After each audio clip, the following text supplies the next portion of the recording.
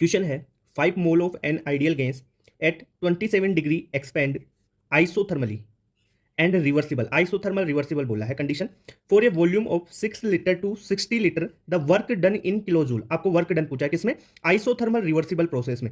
तो isothermal reversible process में work done क्या होता है? Work is equal to -2.303 n R T log V2 upon V1।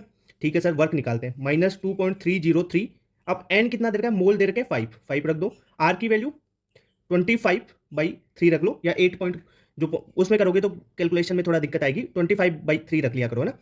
Temperature दे रखा है 27 डिग्री सेल्सियस यानी 300 केल्विन इंटू लोग 60/6। तो ये यहां से ये 10 आ जाएगा, 6 से 60 कटा तो लोग 10 की वैल्यू तो 1 होती है भाई। इसकी लोग 10 की वैल्यू क्या होगी? 1। अब इसे कैलकुलेट करेंगे अपन। देखो वर्क बराबर, यहां से अगर देखो इसे कैलकुलेट करते हो तो ये आ जाएगा -28720 जूल। पर यहां पे आपको पूछा है किलो जूल में, ध्यान रखना पूछा किस में है? किलो जूल में। तो किलो जूल में कन्वर्ट कर देंगे सर, 1000 से भाग दे दो तो -28.720 किलो जूल में आ गया। तो ये कौन सा ऑप्शन है? सेकंड ऑप्शन करेक्ट हो गया। ठीक है। Calculate the change in entropy, आपको चेंज इन एंट्रोपी बताना है। 1 मोल दे रखा है गैस का, expand isothermally and reversible. Isothermal reversible के लिए आप एंट्रोपी चेंज कैसे लिखते हो? Entropy change is equal to 2.303 n R, यहां पे टी नहीं आता है, ध्यान रखना ना, लोग V2 अपॉन V1। ठीक है सर, वैल्यू रख देते हैं। तो 2.3 इंटू एन की वैल्यू 1 है, आर की वैल्यू 25/3 कर लो, इंटू लोग, अब देखो V2 अपॉन V1, V2 दे रखा है देखो 10 लीटर फाइनल वॉल्यूम, और V1 दे रखा है 1 लीटर, यानी लोग 10/1, यानी लोग 10 हो गया। लोग 10 की वैल्यू तो लोग ये हो गया ना, लोग 10, लोग 10 की वैल्यू तो 1 होती है। तो इसे 22.3 इंटू 25/3 इसे सोल्व करोगे तो ये आ जाएगा 19, 20 के लगभग आ जाएगा, 19.12 जूल केल्विन इनवर्स। ठीक है, तो करेक्ट आंसर हो गया सेकंड। क्वेश्चन है the standard enthalpy of combustion at 25 degree Celsius of the hydrogen के लिए, साइक्लोहेक्सिन के लिए, और दे रखा है साइक्लोहेक्सेन के लिए। ठीक है, ये हेक्सिन है, ये हेक्सेन है, इनके लिए वैल्यूज दे रखी है। ओके सर, आपको पूछा है respectively calculate the standard enthalpy of hydrogenation of cyclohexane. आपको दे किसकी वैल्यू रखी है? कंबंशन की वैल्यू दे रखी है। पूछा है एंथैल्पी ऑफ हाइड्रोजनेशन। देखो कुछ भी पूछे, आपको जो वैल्यूज दे रखी है ना उनके अनुसार आपको चलना है। ठीक है, देखो क्या दे रखा है, ये साइक्लोहेक्सिन है प्लस H2, ये किया तो साइक्लोहेक्सेन फॉर्म हुआ। ओके, आपको कंबंशन की वैल्यू दे रखी है, देखो साइक्लोहेक्सिन के लिए -3800, H2 के लिए दे रखा है -241, और इसके लिए दे रखा है साइक्लोहेक्सेन के लिए -3920 किलो जूल में दे रखी है सारी वैल्यूज, ध्यान रखना किलो जूल में। ओके, अब आपको कंबंशन से डेल्टा एच निकालो। डेल्टा एच वही इसके हाइड्रोजनेशन की रिएक्शन होगी, हाइड्रोजनेशन की रिएक्शन लिख दी अपन ने। तो डेल्टा एच क्या होगी? देखो ये है इसकी कंबंशन, रिएक्टेंट माइनस प्रोडक्ट, यानी डेल्टा एच, या ऐसे लिख लो समीशन एच कंबंशन किसकी? Reactant minus summation H combustion of product. ठीक है, रिएक्टेंट की कंबंशन की रिएक्शन कितनी है टोटल? -3800 और -241। ठीक है, इसमें से घटाना है किसको? प्रोडक्ट। प्रोडक्ट की कितनी है? ये देखो -3920। क्लियर बात? तो इसे अगर सोल्व करते हैं अपन तो ये आ जाएगा -121 किलो जूल पर मोल। ठीक है, तो -121 किलो जूल पर मोल करेक्ट आंसर हो गया फर्स्ट। देखो यहाँ पे प्लस में भी दे रखा है, ध्यान रखना प्लस में नहीं आएगी वैल्यूज, है ना। क्वेश्चन है अमंग द क्वांटिटीज, आपको ये क्वांटिटीज दे रखी, इनमें से इंटेंसिव वेरिएबल बताना है। इंटेंसिव प्रॉपर्टी कौन कौन सी है?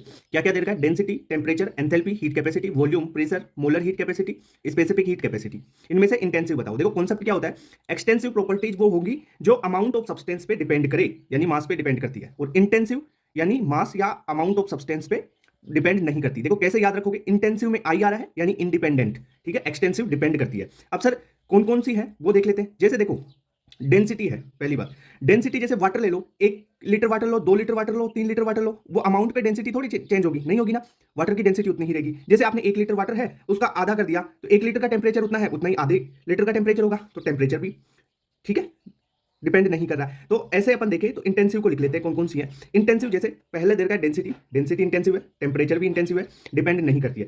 एंथैल्पी, जो एंथैल्पी है वो डिपेंड करती है, यानी एंथैल्पी क्या है? एक्सटेंसिव है। हीट कैपेसिटी भी एक्सटेंसिव है, सीपी से डिनोट कर दिया इसको, आप रख लो। जो वॉल्यूम है, अब देखो वॉल्यूम डिपेंड करता है, तो वॉल्यूम आ जाएगा एक्सटेंसिव। प्रेशर, जो प्रेशर है वो इंडिपेंडेंट टू मास होता है, तो इंटेंसिव हो गया। देखो अब आपने एक चीज यहां पे देख ली जो है हीट कैपेसिटी, पर हीट कैपेसिटी अगर मोलर या स्पेसिफिक आ जाए, मोलर यानी पर मोल के लिए वहां पे अमाउंट फिक्स कर दिया, स्पेसिफिक यानी पर ग्राम के लिए अमाउंट फिक्स कर दिया। जहां पे भी अमाउंट फिक्स कर दिया जाए, मतलब मोलर हो या स्पेसिफिक हो, मोलर स्पेसिफिक वर्ड जिसके भी लग जाए वो इंडिपेंडेंट टू मास हो जाती है। तो यहां पे आपका मोलर हीट कैपेसिटी इंटेंसिव है, और जो स्पेसिफिक हीट कैपेसिटी को एस लिखा है ना यहाँ पे, तो ये एस भी इंटेंसिव होगी। तो करेक्ट आंसर क्या हो जाएगा, देखो रो टी प्रेशर CmS। तो करेक्ट आंसर थर्ड हो गया इसका। क्वेश्चन है the plot between P pressure and volume which represent isothermal and adiabatic. देखो ये सिंपल सा सब क्वेश्चन करवाते हैं, बहुत सिंपल क्वेश्चन है। आइसोथर्मिक कौन सा इनमें से ग्राफ और एडियाबेटिक कौन सा, ये पूछा है। ठीक है, देखो इसमें अगर देखें, देखो फोर्थ वाला तो क्या है, वॉल्यूम कांस्टेंट है।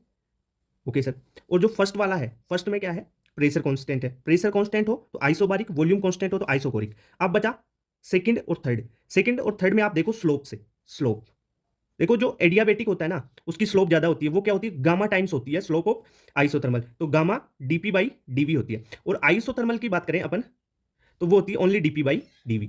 तो ये देख सकते हैं जिसकी स्लोप ज्यादा वो एडियाबेटिक होगा, और जिसकी स्लोप कम वो क्या होगा, आइसोथर्मल। यानी जो यहां पे आइसोथर्मल सेकंड है उसकी स्लोप कम है, तो ये है आइसोथर्मल। और थर्ड वाले की स्लोप ज्यादा है, देखो ज्यादा स्टीपर है ना ग्राफ, तो ये क्या है, एडियाबेटिक। याद भी रख सकते हो, जनरली बच्चों को याद ही रहता है। तो करेक्ट आंसर हो गया इसका फोर्थ।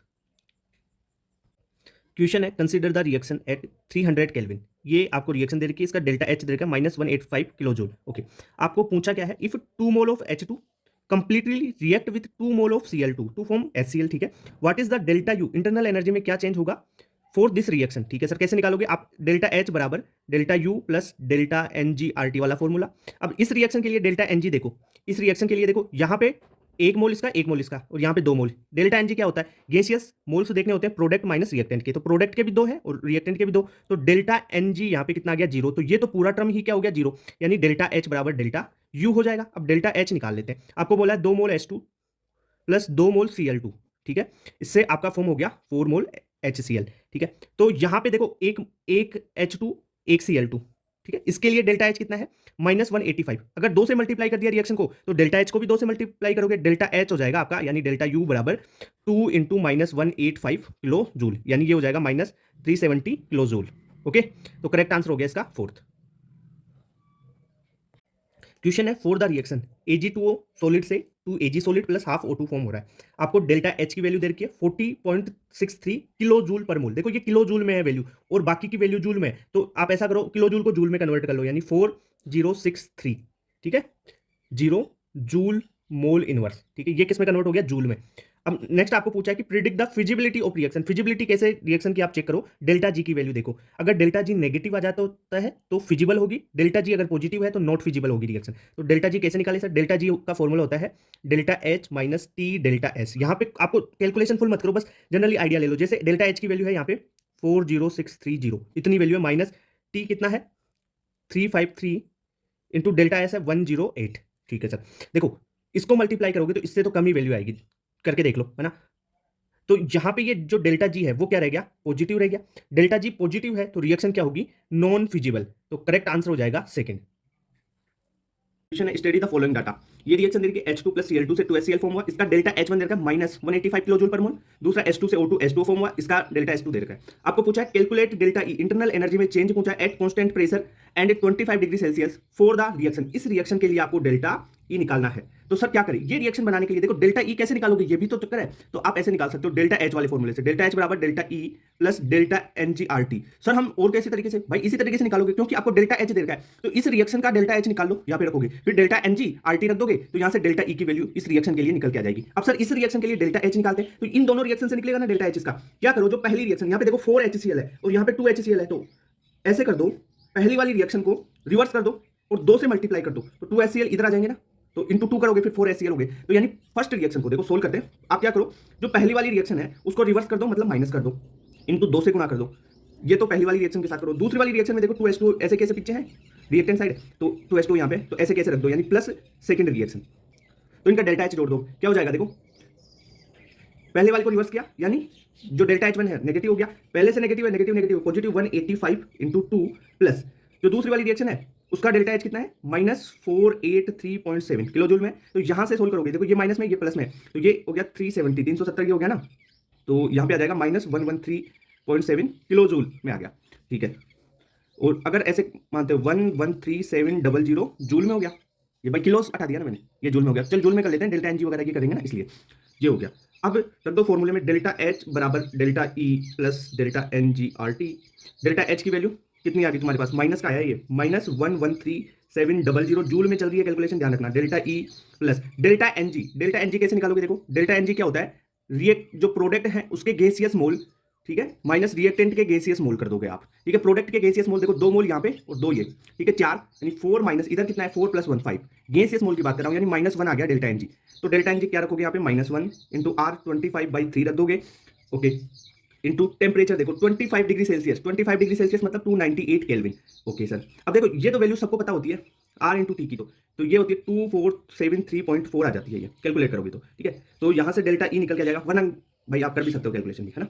डेल्टा ई क्या आ जाएगा -113,700, और ये था प्लस में हो जाएगा, इधर जाएगा तो प्लस 2473.4, यानी इसे सोल्व करूंगा तो मैं आ जाएगा माइनस का 111, ये, ठीक है। ये तो था तुम्हारा जूल में, आपको आंसर यहाँ पे किलो जूल में ऑप्शन में, तो इसको किलो जूल में कर दो, किलो जूल में हो गया, ठीक है। तो -111.2, तो यहाँ से पॉइंट में तो दे नहीं रखा, -111 किलो जूल, ठीक है, करेक्ट आंसर हो गया सेकंड। देखो अच्छे क्वेश्चन है, कॉन्सेप्चुअल क्वेश्चन है। क्वेश्चन है which of the following is correct option for free expansion of ideal gas under adiabatic condition. देखो फ्री एक्सपांशन है, तो फ्री एक्सपांशन की कंडीशन में क्या होगा, देखो फ्री एक्सपांशन में अपन देखते हैं कि पी एक्सटर्नल क्या होता है 0, अगर पी एक्सटर्नल 0 है तो वर्क क्या हो जाएगा 0 हो गया, ठीक है सर। ये फ्री एक्सपांशन की कंडीशन देख ली। यहाँ पे दूसरी कंडीशन देखी एडियाबेटिक में क्या होता है, क्यू क्या होगा 0, हीट चेंज 0, अगर वर्क भी 0 है क्यू भी 0 है तो डेल्टा ई क्या होगा, इंटरनल एनर्जी में चेंज 0 हो जाएगा। अगर इंटरनल एनर्जी में चेंज 0 है यानी इंटरनल एनर्जी किसका फंक्शन है, टेम्परेचर का फंक्शन है, तो यहाँ पे टेम्परेचर भी 0 हो जाएगा, ठीक है। ये चीज याद आ रही है। देखो ई और टी में क्या होता है कि जहां पे आपका इंटरनल एनर्जी में जो चेंज है वो टेम्परेचर में चेंज होगा, कैसे, क्योंकि जो इंटरनल एनर्जी है वो टेम्परेचर का ही तो फंक्शन है, आइडियल गैस के लिए बात करें तो अपन, ठीक है, ओके। तो यहाँ पे देखो पी एक्सटर्नल भी 0, वर्क भी 0, क्यू भी 0, डेल्टा ई भी 0 और डेल्टा टी भी 0, यानी सब 0 है, तो सेकंड ऑप्शन करेक्ट हो जाएगा, क्यू 0, डेल्टा टी 0 और डब्ल्यू 0, ओके। क्वेश्चन है 2 litre of an ideal gas eight A pressure of 10 atm। देखो 2 लीटर दे रखा है वॉल्यूम, इनिशियल में 10 atm प्रेशर दे रखा है, एक्सपेंड टू आइसोथर्मली टू ये volume of 10 litre in 2 different ways, ठीक है। 2 लीटर से 10 लीटर एक्सपेंड कर रही है, प्रेशर दे रखा है तुम्हारे को 10 atm, ठीक है सर। नेक्स्ट देखो 2 डिफरेंट वेज में एक्सपेंड हो रही है, इन केस देखो फर्स्ट केस क्या है, अगेंस्ट कॉन्स्टेंट एक्सटर्नल प्रेशर, ठीक है, ऑफ 1 atm। अब यहाँ पे एक्सटर्नल प्रेशर कितना दे रखा है 1 atm, किसके लिए, फर्स्ट केस के लिए। In the second case reversibly, second case में आपको रिवर्सिबल प्रोसेस में वर्क डन निकालना है, तो फर्स्ट प्रोसेस निकालते हैं, देखो सोल्व करते हैं। फर्स्ट प्रोसेस में क्या बोला है आपको, one case against a constant external pressure at constant pressure, ठीक है। क्या होता है वर्क का फॉर्मूला होता है minus P external into delta we. P external देखो वन केस, यहाँ पे देखो pressure of 1 atm, external pressure कितना देगा 1 atm इंटू डेल्टा वी, कहाँ से कहाँ तक जा रहा है, देखो यहाँ पे 2 डिफरेंट वेज, देखो वॉल्यूम 10 लीटर, 2 लीटर से 10 लीटर यानी 10 - 2 डेल्टा वी आ गया, नेगेटिव तो है ही, तो यहां पे आ जाएगा -8 लीटर atm, ठीक है सर। पहला हो गया कांस्टेंट प्रेशर पे। नेक्स्ट आपको पूछा है रिवर्सिबल का, दूसरा रिवर्सिबल आइसोथर्मल प्रोसेस है, रिवर्सिबल आइसोथर्मल, इसके लिए वर्क क्या होता है, वर्क होता है -2.303 इंटू nRT log V2/V1। अब यहां पे दिक्कत होगी तुम्हारे को, यहां पे n मोल नहीं दे रखा, तो मैंने अभी आपको एक चीज पढ़ाई है PV = nRT, आप nRT की जगह PV लिख सकते हैं, ठीक है, ये कर सकते हो। यहाँ पे PV, तो PV की वैल्यू निकाल लेते हैं ना अपन, PV की वैल्यू देखो, प्रेशर कितना दे रखा है, इनिशियल की बात कर लिया अपन, तो यहाँ पे आइडियल गैस एट ए प्रेशर, देखो इसलिए दे रखा है ये प्रेशर 10 atm, तो 10 इंटू इनिशियल वॉल्यूम कितना है 2 लीटर 2, ये तो PV = nR, जो nRT है उसकी वैल्यू आ गई 20, तो ये nRT 20 रख दोगे आप, ठीक है। जो V2 है वो कितना है 10 लीटर, V1 है 2 लीटर, तो सोल्व करते हैं, -2.3 इंटू nRT की जगह PV यानी 20 इंटू log V2 10/2 यानी ये 5 हो गया। log 5 की वैल्यू देखो, log 5 की वैल्यू होती है 0.7, ठीक है, 0.7 होती है, तो वर्क यहां से आप सोल्व करोगे तो क्या जाएगा -2.3 इंटू 20 इंटू 0.7, अगर इसे सोल्व करते हैं तो देखो ये जाएगा -32.2 लीटर atm, ठीक है, तो 32.2 लीटर atm आ जाएगा। तो आंसर क्या होगा, देखो बोथ केस, दोनों केस में आपको पूछा है वर्क डन रेस्पेक्टिवली, तो पहला कौन सा था ये भी देख लो। फर्स्ट केस तो था वन केस एक्सटर्नल प्रेशर वाला, एक्सटर्नल प्रेशर कांस्टेंट प्रेशर, तो उसमें -8 लीटर atm, ठीक है। दूसरे वाले में -32, यानी फोर्थ ऑप्शन करेक्ट हो गया आपका।